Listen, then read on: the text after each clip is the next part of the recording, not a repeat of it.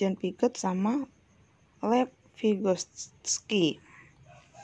Jadi misalkan nanti berikut ini ada ciri teori belajar dari Jane Piaget, bla bla bla bla, merupakan teori dari belajar A. Behavioristik, B. Kognitif, C. Konstruktivisme ini. Dan apalagi, nah setidaknya kalian nanti bisa milih gitu ya. Kemudian ada konstruktivisme, ada Schumann, ada Merrill, Smorgasbord, Gardner, Bloom, dan Card. Dasar pemikiran untuk behavioristik itu perubahan tingkah laku. Kemudian kognitif itu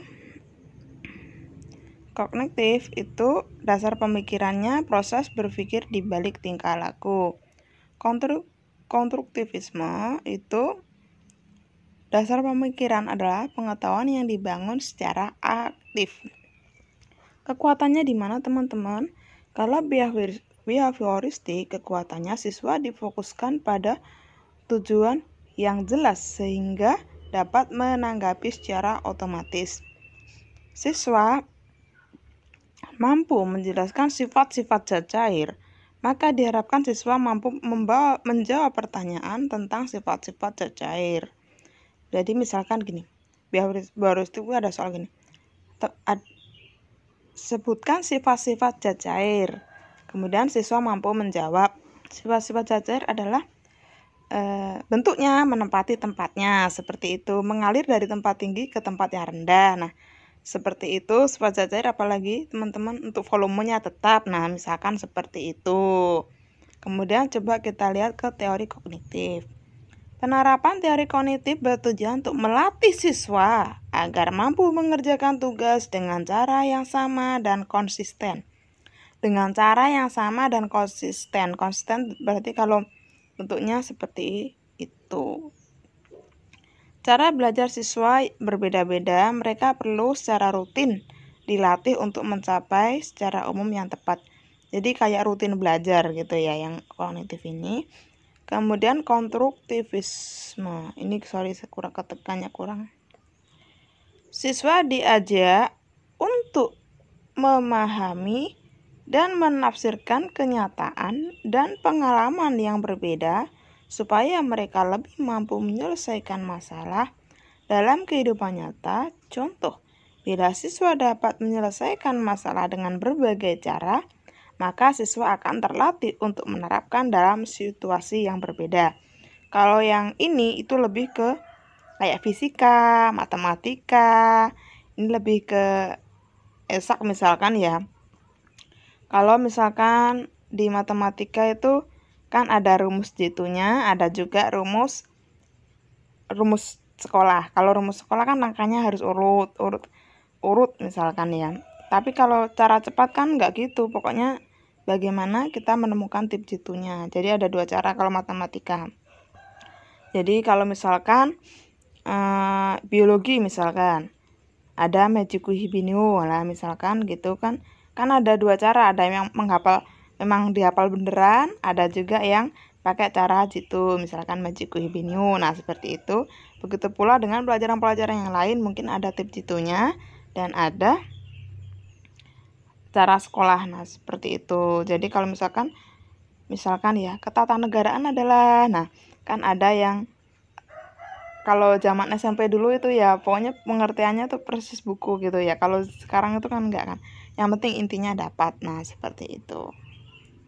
Oke, kita lanjut pada kelemahan. Nah, untuk kelemahan behavioristik itu apa sih? Siswa dapat berada pada situasi di mana rangsangan stimulus dari jawaban yang benar tidak tersedia. Contoh, siswa harus membuang sampah pada tempatnya, tetapi di tempat tersebut tidak tersedia tempat sampah. Nah, misalkan seperti itu. Behavioristik itu seperti itu ya. Gimana nih kira-kira?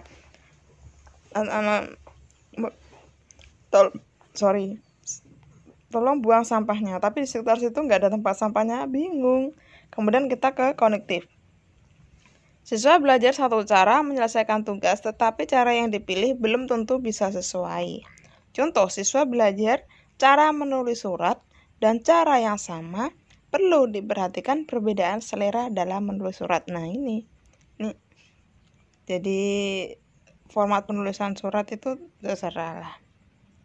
Mungkin ada yang pakai baris baru, ada juga yang nggak pakai baris baru, misalkan seperti itu. Kemudian konstruktivisme. Dalam keadaan di mana kesepakatan sangat diutamakan, pemikiran dan tindakan terbuka dapat menimbulkan masalah. Contoh, mengikuti aturan sekolah tidak dapat ditawar. Dan didiskusikan agar peraturan dibuat berbeda lagi sekelompok siswa tertentu. Mungkin hal itu merupakan gagasan yang konstruktif, tetapi akan sulit dilaksanakan. Jadi misalkan sekolah itu udah punya aturan tertentu misalkan. Nah, ada sekelompok siswa yang kurang setuju. Nah, sekelompok siswa itu mengasih usulan ke sekolah. Nah, kemungkinan usulan tersebut itu antara diterima dan tidak. Karena di sini ada keterangan tetapi akan sulit dilaksanakan. Nah, kata kuncinya di sini. Oke, kita lanjut. Untuk cirinya bioheuristik itu apa sih, teman-teman? Menekankan pada stimulus dan respon dalam pembentukan perilaku. Yang kedua, setiap perilaku dapat dipelajari. Kemudian tingkah laku lama dapat diganti dengan tingkah laku baru. Kemudian menekankan pada peraturan perilaku yang teramati. Kemudian ada humanistik, menekankan pada keunikan sikap individu. Kemudian individu adalah orang yang bebas menentukan apa yang dipelajari. Kemudian belajar dipandang sebagai pemerolehan informasi atau pengalaman dan menemukan maknanya secara personal atau pribadi. Itu humanistik. Jadi gini, kalau kalian tuh belajar SKB, guru khususnya ya, kalau materi kuliah kan insya Allah kalian itu masih ingat lah. Tapi kalau yang pedagogik ini, sebisa mungkin kalian mempelajari untuk teori-teori belajarnya itu secara materi sama latihan-latihan soal. Jadi kalau kalian langsung ke latihan-latihan soal itu takutnya kalian tuh bingung. Jadi materinya dibaca dulu, setelah itu baru ke latihan-latihan soal. Caranya seperti itu. Jadi kalau kalian tiba-tiba, kalau pedagogik ya, khusus pedagogik itu kalian langsung ke latihan soal itu kalian malah bingung. Tapi kalau kalian belajar teori belajarnya dulu, baru kalian ke pedagogik, itu sudah cara yang benar. Nah, ingat untuk materi umumnya itu nggak pedagogik ini aja, ada undang-undang dan lain sebagainya. Ini khusus yang teori ini harus kalian kuasai, ini ya wajib ini. Biar kalian nanti kalau ada soal ABC, kalau ada pedagogik misalkan sekitar 5-10 nomor, kalian tuh nggak bingung. Duh, ini yang mana ya? Skinner itu ikut mana ya? Biasanya tuh nama tokonya kan diikutin gitu loh. Terus kalian milih, ini merupakan teori belajar apa. Berikut ini adalah pemaparan dari teori Skinner bla bla bla bla. Teori tersebut merupakan jenis teori. Nah, seperti itu kan kalian udah nggak bingung gitu. Bisa dipahami ya? Insya Allah bisa. Kemudian kita lanjut ke kognitif. Kognitif menekankan pada perubahan atau proses-proses mental dan perilaku yang tidak kasat mata. Itu untuk kognitif ya. Kemudian konstruktivistik sosial atau ada konstruktivistik sosial.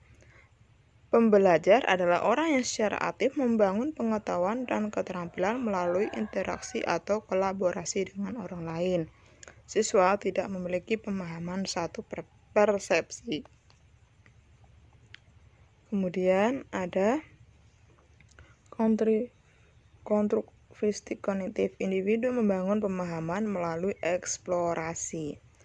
Menyatakan bahwa pembelajar adalah orang yang secara individual harus menemukan, mentransformasi, dan mengecek kembali, serta merevisi informasi yang lama.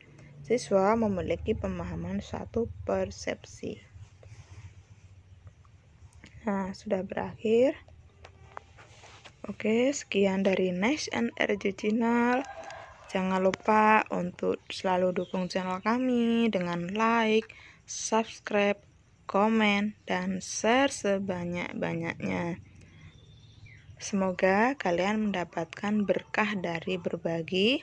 Semoga buat yang subscribe, like, komen, dan share diberi kemudahan semudah-mudahnya dalam mengerjakan soal SKB nanti. Semoga Allah memberikan soal yang sesuai kemampuan kalian.